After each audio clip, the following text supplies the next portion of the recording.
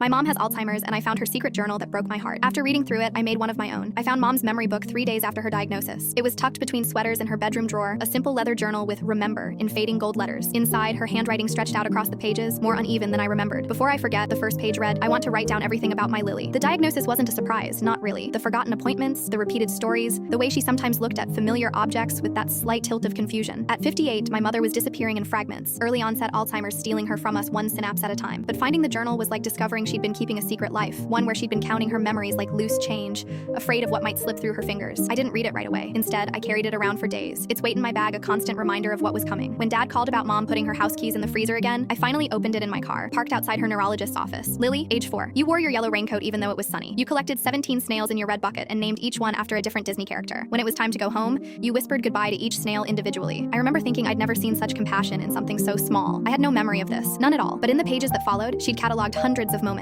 Some I recalled vividly, others that felt like stories about someone else entirely. A trip to the beach where I apparently built a castle with moats for imaginary sea dragons. The time I hid behind her legs when meeting my kindergarten teacher. A day we spent picking blackberries and came home with purple-stained fingers and 14 mosquito bites between us. With each page, I began to see myself through her eyes. Braver, kinder, more wonder-filled than the person I knew myself to be. In her recollections, I was the protagonist of a beautiful story, not the anxious, overworked accountant who sometimes went weeks without calling home. Some entries were achingly detailed. The way you laughed when you were 7. It started in your belly and bubbled up through your chest, spilling out like music. Your eyes would crinkle first at the corners, then close completely when the laugh took over. I used to make ridiculous faces just to hear it. Others were fragments, clearly written on days when the words didn't come easily. Your 5th birthday. Pink frosting. You sang to yourself. Later pages showed the progression of her illness in shaky letters and crossed out words. The day you graduated college. Was it raining? I remember an umbrella. I was so proud I thought my heart would burst right through my ribs. It wasn't raining at my graduation. It was 93 degrees. And Mom had complained about the polyester gown sticking to her skin. The last entry was dated just weeks ago. I'm afraid of what I'll lose first. Will it be your childhood voice? The color of your prom dress? The smell of your hair when you were a baby? The doctors talk about stages and progressions, but they never tell you which memories go first. I'm trying to keep them all safe for you. I'm trying to be the keeper of our history. That night I brought the journal to her house. She was having one of her good days. Lucid, present, only occasionally searching for words. "Mom," I said, "tell me about the snails." She looked confused for a moment, then her face brightened. "Oh, the snails. You were so little. You insisted on wearing your yellow raincoat even though it was sweltering, and you collected all those snails." As she spoke, I realized that these weren't perfect memories. They were perfect love. The world seen through the eyes of someone who found magic in my ordinary existence. Now, as her mind begins to falter, I'm learning that memory isn't just about accuracy. It's about what we choose to preserve. I've started my own journal. On the first page, I wrote, "Mom, age 58. Today you remembered all 17 snail names from 27 years ago. Your eyes still light up when you tell the story, like you're seeing it happen all over again." I'm learning that's what love does. It pays attention. It remembers. It transforms the mundane into something worth preserving. We sit together most evenings now, trading stories back and forth. Some match, some don't. I'm no longer sure which versions are true, only that both contain their own kind of truth. And as her memories continue to slip away, I'm collecting them all. The real, the imagined, and the beautiful in-betweens that make up the story of us. My mom has Alzheimer's, and I found her secret journal